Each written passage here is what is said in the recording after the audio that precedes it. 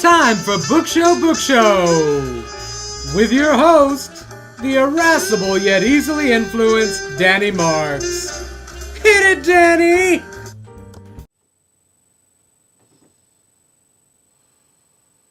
What? It's an intro. It'll do. Let's get on with the book recommendations. First up is Caitlin Kittredge's The Iron Thorn. Now I know Caitlin, and she's been working on this book for a long time, and it shows. This is some of the most mature writing that Caitlin's ever done, and it is in fact some of the most beautiful prose I've seen in a YA novel as of late. This is a steampunk novel, but not in the sense of Victorian gaslight kind of a thing. It's very American in nature. She's created an alternate Boston, which she's called Lovecraft, and that's no mistake, because there are a lot of Lovecraftian elements in this book, including sort of Cthulhian elder gods with tentacle mouths and things like that. And they bite. They bite like they do. And make you see forever. That kind of stuff. The heroine, Aoife, and that's how you pronounce it, is snarky and intelligent, and she may very well be going insane at any minute.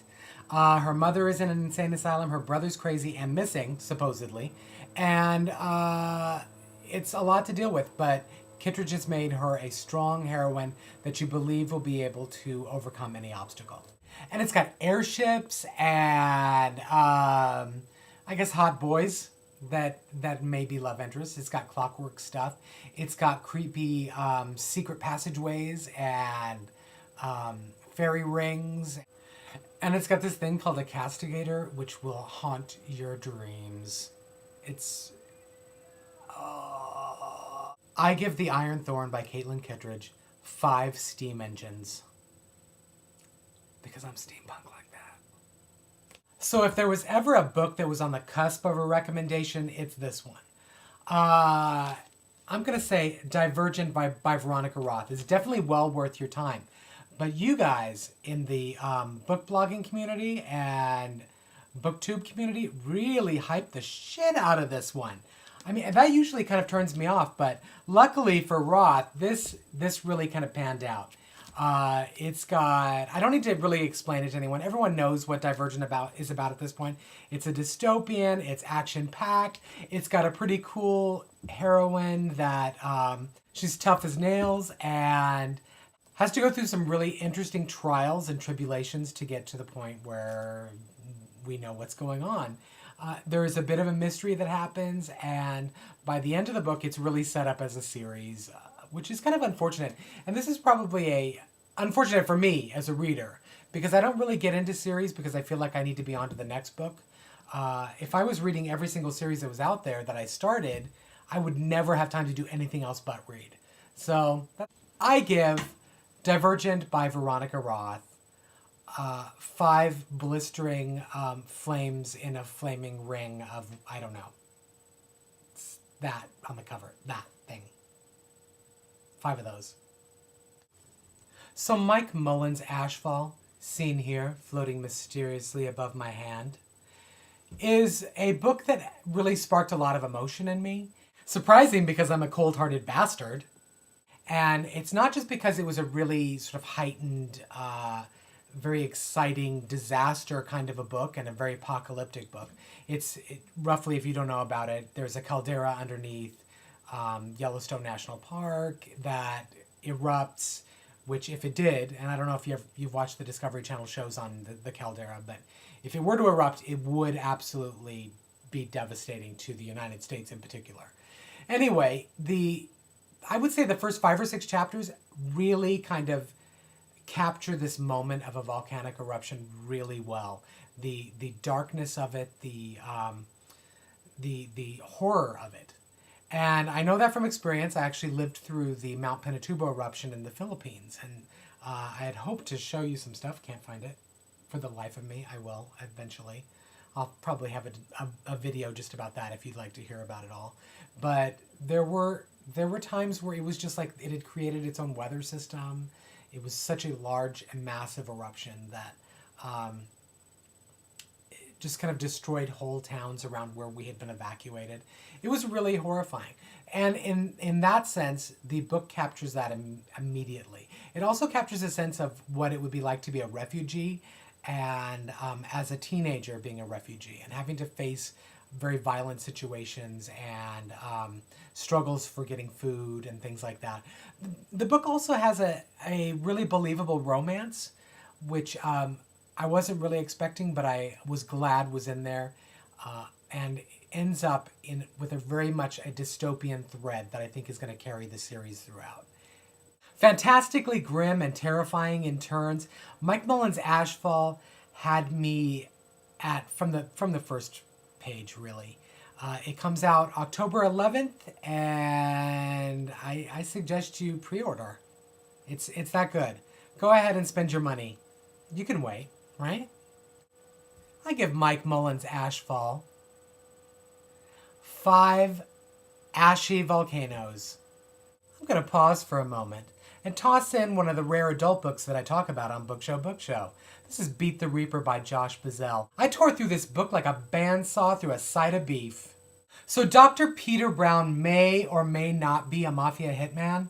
It's hard to tell. Actually, it's not that hard to tell. But the descriptions in this book of hospital staff and the way they treat patients and things like that are both disgusting and hilarious. I couldn't get enough. Obviously, I mean, I tore through it up until the climactic moment, which is so disgusting and horrifying and offensive, and I couldn't believe it. I was shouting out loud to my wife that I could not believe what I was reading. I think you're gonna love Beat the Reaper. If you love potty language, super intense gore, it's pretty much a Quentin Tarantino movie, but funnier.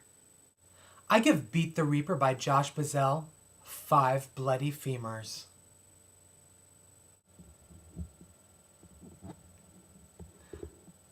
Oh, hey Gabriella, you look pretty today. Hi, Danny. Did you have a favorite book you read? Yeah, I did. Well, let me tell you about it. Can we talk about beauty queens for a minute? In this book, Libba Bray really delivers. It's my one-liner. And she makes me love her. I have been interested in this book for about a year, ever since I heard it described as Drop Dead Gorgeous meets Lord of the Flies. I wasn't expecting it to live up to that, frankly, because Drop Dead Gorgeous is this insanely grim, dark satire about beauty pageants in the Midwest.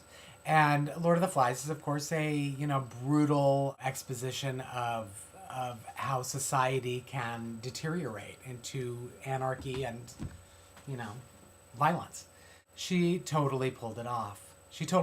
And made it an experience. And the closest thing that I can equate it to is those Choose Your Own Adventure books from the early 80s, late 70s, where you get to the end of the page and decide, whether someone was basically going to live or die based on your choices, and you'd end up at another page. And it became sort of this experiential reading thing.